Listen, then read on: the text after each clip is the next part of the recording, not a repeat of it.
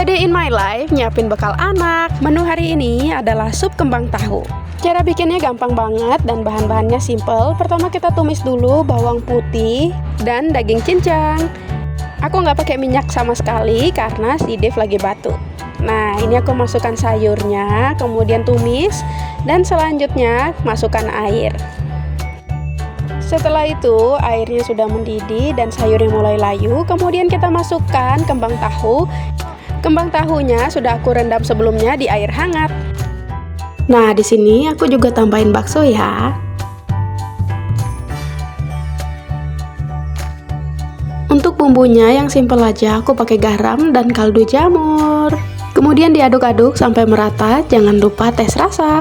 Oke, ini dia sup kembang tahu kita udah jadi dan siap dibawa ke sekolah. Thank you for watching, jangan lupa recook, bye!